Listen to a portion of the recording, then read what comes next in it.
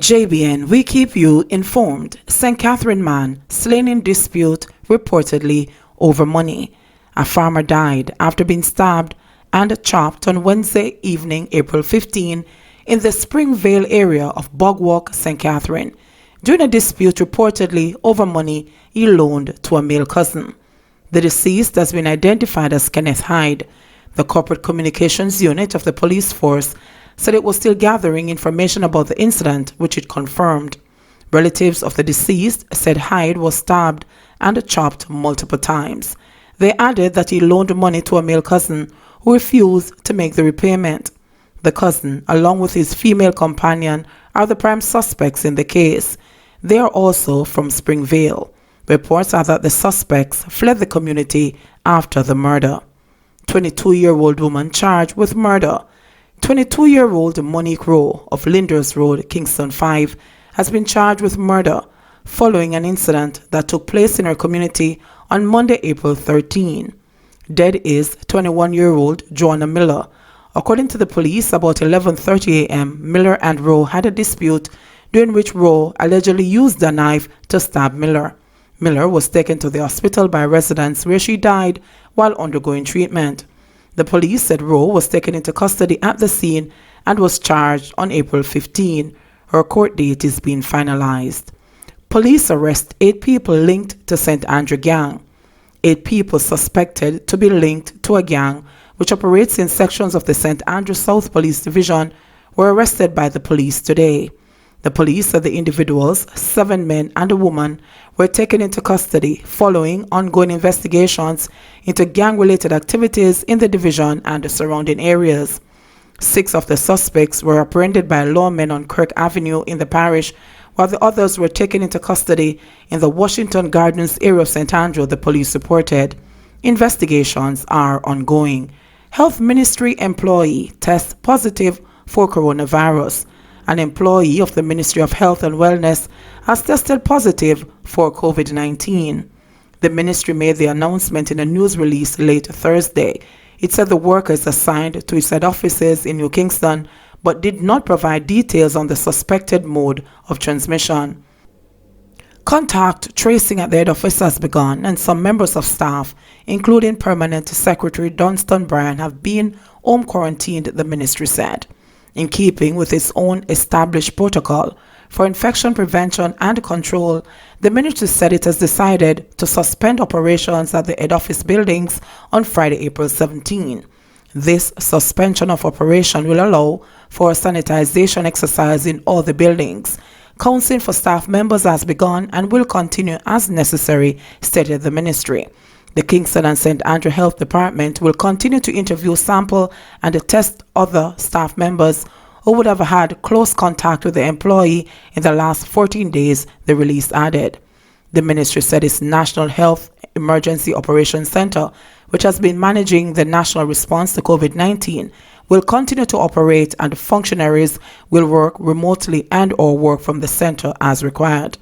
The head offices of the ministry are scheduled to reopen for normal operation on Monday, April 20, 2020. 5 St. Catherine residents who fled COVID-19 lockdown found in Hanover. Authorities in Hanover found 5 persons in the parish who have reportedly fled the parish of St. Catherine, which has been under lockdown since Wednesday after becoming the epicenter of positive coronavirus cases in the country. The 5 were reportedly found across the parish to include the communities of Lucy, Sandy Bay, and Rock Spring. Medical Officer of Health for Hanover, Dr. Cashel Singh, said that the 5 have been placed under home quarantine. Dr. Singh is asking people in the parish to practice proper hygiene, social distancing, and to avoid traveling. On Thursday, the Hanover Health Department sought the assistance of the police in carrying out a search across the parish to identify and investigate reports of individuals migrating from Portmore St. Catherine into the parish. Dr. Singh said the search continues as more calls are coming in from residents in communities who are giving information. He said the team was sent out this morning. The medical officer is asking anyone with information to call the Hanover Health Department at 876-956-9873. The parish of Hanover is one of 2 parishes that have no confirmed cases. The other parish is St. Thomas. Jamaica has so far recorded 143 cases of the virus. Tufton says a mass exodus from Portmore poses COVID-19 risk to others. Minister of Health and Wellness Dr. Christopher Tufton has indicated that he is still not certain that there was a mass exodus of people from Portmore, St. Catherine, when the announcement was made regarding a lockdown of the parish. Answering a question posted at a virtual press conference yesterday morning, Dr. Tufton, however, said it was important for the people in Portmore to realize that moving out of the community poses a risk to others. I have heard stories of some individuals of Portmore moving out after the lockdown measure was announced on Tuesday. Just about 2 hours before the regular 9 p.m. to 5 a.m. curfew started, I saw some pictures and videos on social media of people moving out, and I'm assuming that they're accurate, showing some residents opting to leave Portmore to other jurisdiction to avoid the lockdown. To the extent that some people may have left, it would mean that they pose a risk wherever they go, and we would certainly want to appeal to those residents and to those hosting them to recognize that that risk is their own and also the risk of others, the health minister said. He then urged that people remain calm and call the numbers available, particularly if they are associated with a particular business process outsourcing BPO firm in Portmore, which is now under investigation and where contact tracing is focused at this time. ZOSOs extended in Denham Town and Mount Salem. The zones of special operations, or ZOSOs, in Denham Town, Kingston and Mount Salem, St. James, will be extended by a further 60 days to June 20 and July 9 respectively. The House of Representatives on Wednesday, April 15, approved 2 resolutions for the extensions, which were moved by National Security Minister Dr. Horace Chang. In his brief remarks, Dr. Chang said the zones have been operating very effectively, adding that there have been no major crimes in Mount Salem since the operations started. The ZOSOs were declared in Mount Salem and Denham Town in September and October 2017, respectively. Ailes wants Hanover call centre closed.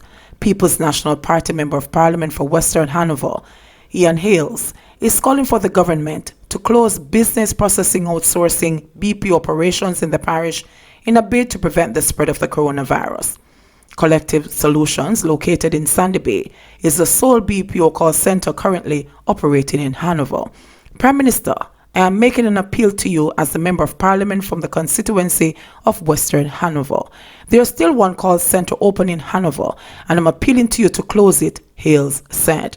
His appeal came against the background of the government's decision to close call centers in St. Catherine, arising from a spike in cases. This came after dozens of employees at the Alorica call center in Portmore, St. Catherine, recently tested positive for the virus. We have 0 cases in Hanover. We want to work with the government to ensure that we keep it at 0. Let us not make what happened in St. Catherine happens in Hanover. Enough is enough. Let's shut it down now. Public safety first, Hales stressed. The opposition lawmaker is also calling for a tightening of the parish's borders against those who are fleeing affected parishes. While you're at it, just like how we're under a state of emergency, you can close the border also. Let's not risk the lives of the citizens of Hanover with COVID-19. Let's not risk any more lives, Hales said. Full pay for Alorica staff with COVID-19. Alorica employees who have tested positive for COVID-19 will receive full pay while on sick leave, the company announced in a press release today. On Wednesday, Prime Minister Andrew Holness had indicated that he would be seeking legal advice on whether Alorica workers who have been quarantined because of COVID-19 would be paid for the period under lockdown. In the release, Alorica said it was providing a range of economic and social support initiatives for staff, but did not provide additional details. The business process outsourcing BPO company's Portmore facility accounts for one of the largest clusters of COVID-19 cases in the country. It also has a location in Kingston. Since the closure for Portmore campus, we have sought to further protect team members through the voluntary closure of our Kingston-based facility. Additional precautionary measures have included the establishment of a work-at-home model to get our valued team members back to work safely as quickly as possible. To this end, we currently have hundreds of employees engaged in our work-at-home platform, the company noted. So far, a total of 52 workers at the call center have tested positive for COVID-19. JBN, we keep you informed. Please remember to subscribe, like, share, leave us a comment, and click the notification bell to receive our daily news items.